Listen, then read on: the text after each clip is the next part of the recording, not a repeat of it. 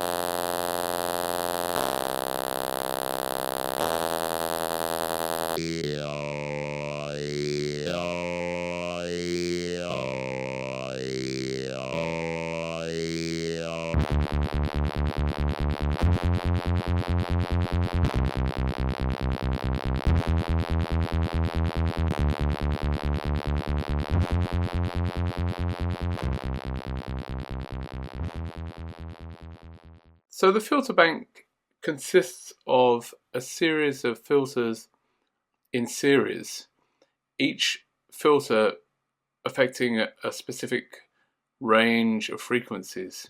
Let's open it up and have a quick look. We have 6 of the new auto filters in here, and as I say, they each affect a certain frequency range. We'll see this here if we look at filter 1 here. When I adjust the range for filter 1, you'll see I can only go up to a maximum of 1000 Hertz here. It's limited to this range, down to 26, up to 1000.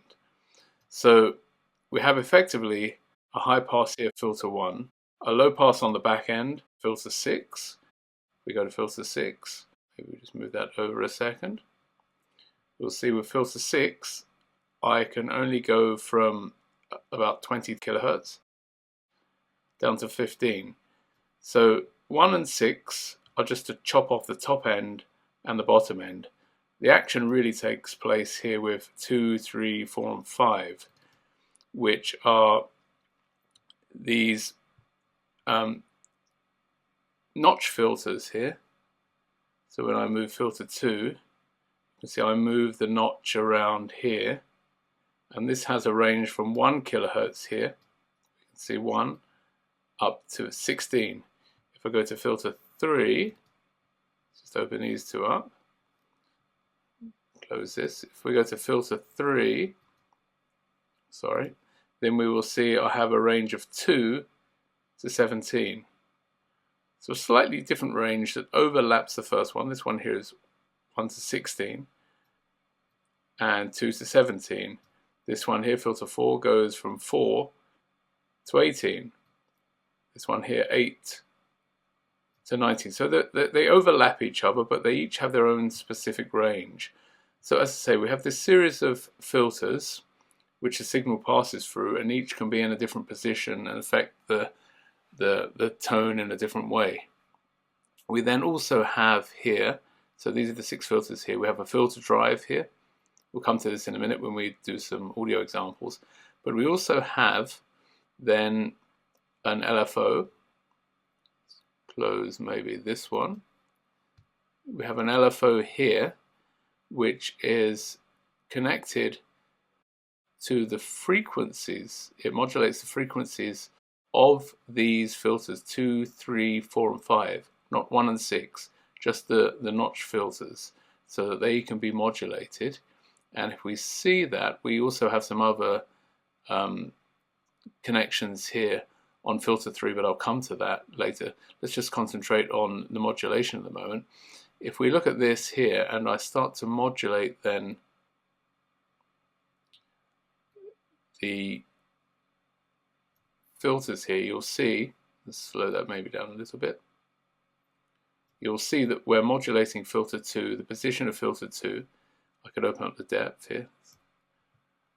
So this one's being modulated here. Same for filter 3. So we can affect maybe a little bit of tone. We can affect the position of each of these notches independently with these settings and with the use of the LFO. There we go. Now we can also sync our LFO here. If we have this above 64, then we quantize the LFO to 16ths, 32nd notes, etc. We can move that here, thirds, half notes, etc. Or if we don't want it quantized, we drop this below 64, then we just have pure Hertz values. Or, sorry, that would be here. Then we have pure Hertz values. So we can either use Hertz or sync rate, as I say. Here we would use the sync rate. So that gives us control over the LFO. We also have control of the LFO shape. Here we see triangle, random. So we can affect how, we see here random, we can affect how these notch filters are moving in their ranges here. You can see hopping around on random here. I can go back to a sine, it'll just move in a sine formation. So anyway, we have the LFO moving filters 2, 3, 4 and 5. 1 and 6 really are just to cut off the high end and the low end. If I don't want the low end, I don't want the high end. So they restrict the range of these two. The real action goes on 2, 3, 4 and 5. Okay, so let's turn off the LFO for a second. The next thing we have is on filter 3 here. The advantage of the new Autofilter is we have a lot more models and we have different drives and things like that. So I've utilized those. And what I've done here with filter 3 is you can alter the type of filter. So we can go through. Here we go. Here's a format filter. Let's put a little bit of resonance on. Open these filters up. There we go. So we can affect the type of filter on number 3 here. That allows us to get different tones. I've only kept it to filter 3, not to all of them, that would make it a bit too complicated. But just simply by changing this one filter affects a lot of what's going on. Don't ask me why I chose 3 and not 2. I just realised I could have chosen 2. Could have started earlier in the chain, but for some reason I chose 3. That's how it works out. But here we go. So yeah, so we can control the type of filter here in 3, which gives us more tonal variation. We have the resonance, we have the drive. As I say, with these other filters then, we can shape our tone.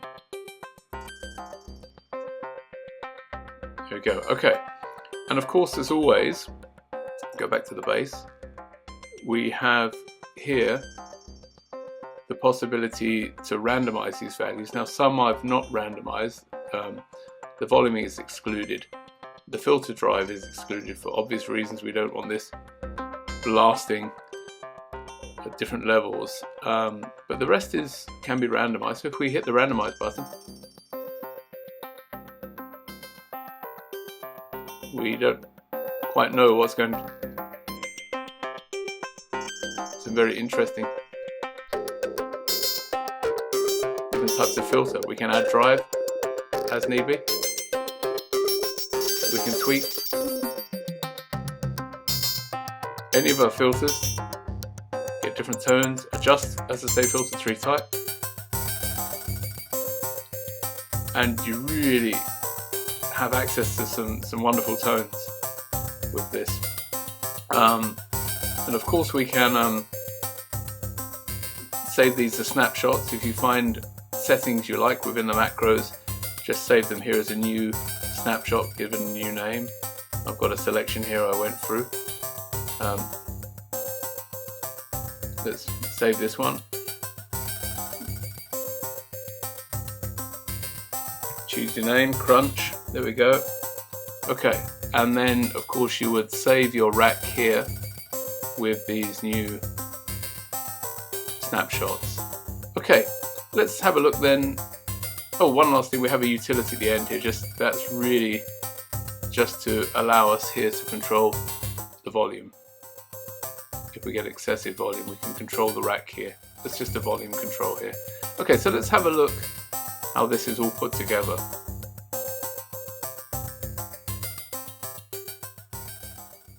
So you're going to need an audio effect rack. You can find that here at Audio Effects. Just drag that into here. You have your plus minus for opening up the macros here. You'll need all 16. We're going to need, in the rack itself, I've kept my original labeling so I can speed the video up a bit. We're going to need here an LFO. We will need 6 of the new 12.2 auto filters.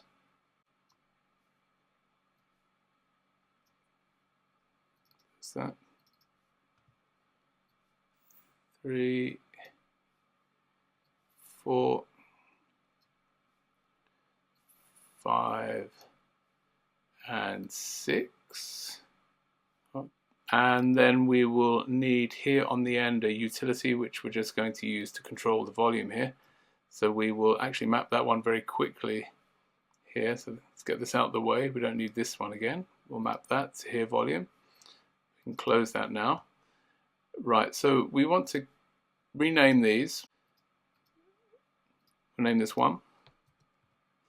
This one has to be a high pass. We will need to set this to 12, and we want to set the drive model to PRD. That's the first one, so we'll close that. We'll come back and do the mapping in a second. This one here, 2.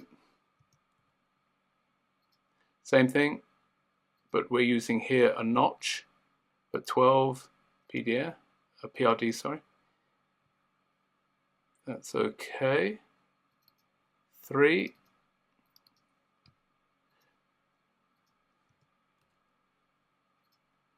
Again, notch, 12, PRD. 4.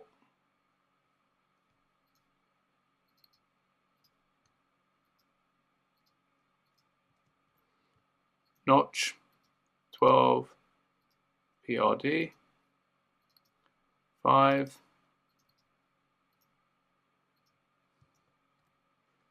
Again, notch, 12, PRD. And finally, number 6, which is a low pass filter.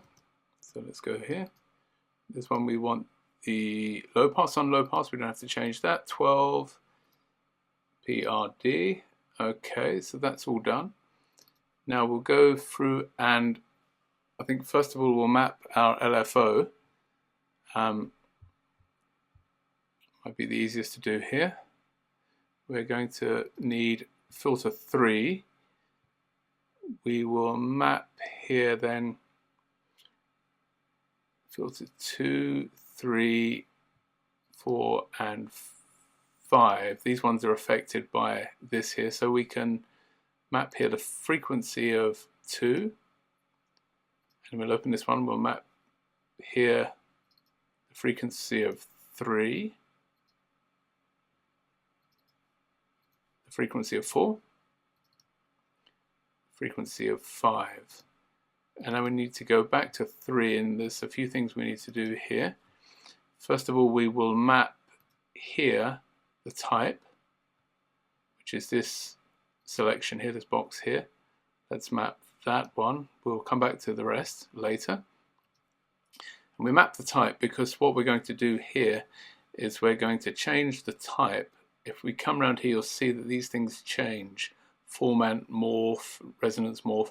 So we need to map these things. So we need to map here the format, this one here. So we're going to click the map, click format, we're going to take the morph as well, and we'll take the pitch here.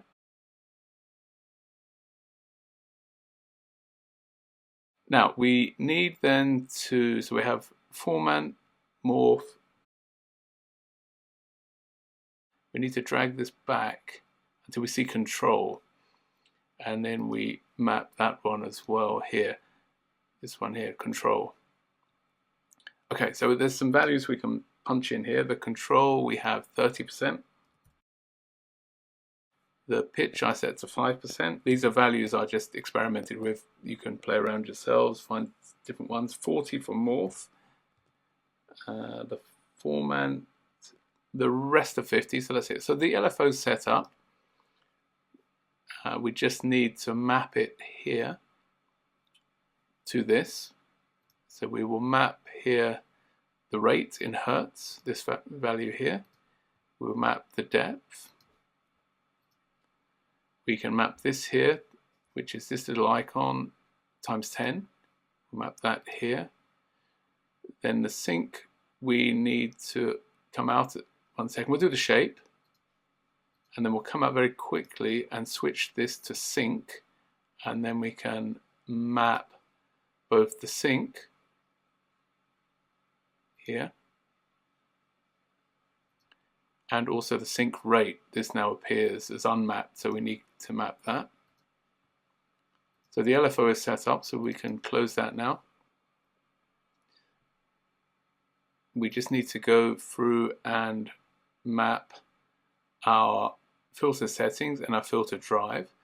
So we will start off very quickly going back into mapping, and Autofilter 1, we select this icon here. This turns it on and off. We'll map that there. We'll do the same for 2, 3, 4, 5, and 6. So we have the possibility to turn them on and off. We'll come and do our mapping in a second with these values, set the constraints on these.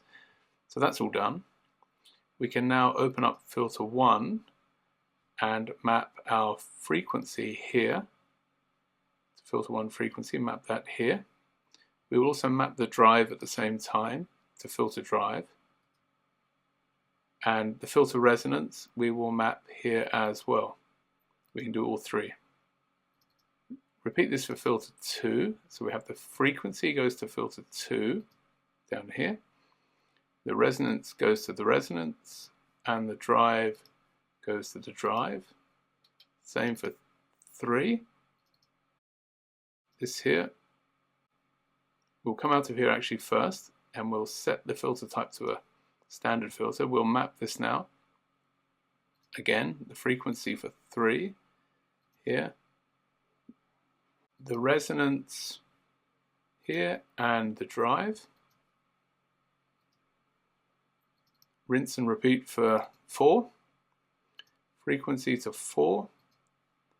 Resonance to resonance. Drive to drive. 5. Frequency to 5. Resonance and filter drive. And then for filter 6, finally this frequency to 6, this resonance here, and the drive again to the drive. Now that's all set up. Then we have everything mapped, I believe. Yes, we just have to do our constraints. So let's go into here and set our constraints. The first one being the volume. I just wanted the volume to be able to be reduced, not to be increased. So I set this to 0. Then we have the rate to the LFO. Those can stay the same. The resonance, I had some settings here, a little bit of random. Let's have a look what we have here. 95, partly to prevent us when we do randomizing to getting excessive resonance values, and also just to add a little bit of variation in the notch filters. So filter 1, maximum 95. Filter 2, I left at 100. Filter 3, 95. Filter 4, 99. 5, 99. And finally number 6, 95 again. Filter drive, well, these have all been set to a maximum of 10%. Just to introduce a flavor of drive. You could change these values if you want. Just have to be, say, careful if you use the random function and you have high drive values here. Then this one here, the filter on off. We need to set this to, if I show you here, it's 64 at the moment. So we have to bring, if we look at, let's look at filter 1. We look at filter 1, it's on at the moment. If I bring it about halfway down, it goes off. But we don't want that to happen. We want it to kind of switch on here. So what we do is we change this value to 2. And now if we go here, as we open it up, oh, let's close that again. As we open this a little bit, is that gone in? Device on, on number 6, excuse me. Let's do number 1 here. Stick with that one. Let's do 2. We'll do them all. 2, and you'll see. So all of these at 64 here, all these on-offs need to be 2, 1, 2, 7. And if we come out here now, when we just open that a little bit, you'll see it activates the filter. So that's just a little trick there. Now the ranges are important, so we need to go through these. Filter 6 has a range of 15,000 to 19,900. Filter 5 has a range of 8,000 to 19,000. Filter 4 has a range of 4,000 to 18,000. Again, 4,000, 18,000. This one here, the type on filter 3, we need to adjust up a little bit. So you hold your mouse, just pull it up, press the mouse down and up until we get the notch. So this can go between notch and vowel. There's a whole series of filters here, but we just want, let's go down again. We just want notch to vowel. This one we don't need to adjust, we've done that. Filter 3 has a range of 2,000 to 17,000. Filter 2, 1,000 to 16,000. And then finally, filter 1, 26 hertz, 26 hertz to 1,000. Okay, and that's our constraints in, so we can close that now. If we're lucky, everything should work. Let's just open up my snapshots here, select the bass, and we'll try this. Things are coming through, so let's try.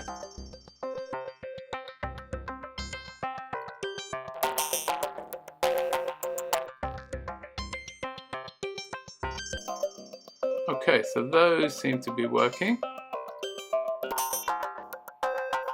Let's just try here, the break.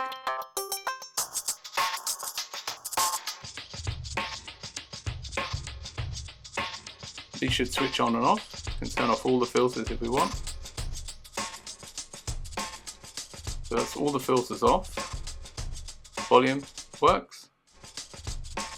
Filter word drive won't work until we turn one on.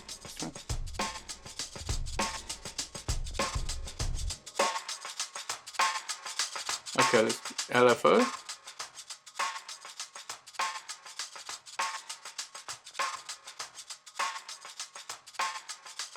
Let's try actually a buzzer. Okay.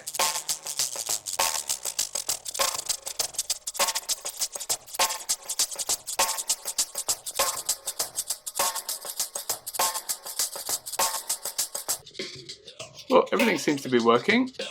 As always, I hope this has been useful to somebody. It's quite a long video, sorry for that, but it's quite a complex topic. Thank you for watching if you made it this far. Have a go yourselves. Enjoy the rest of your day, and see you in the next one. Thank you.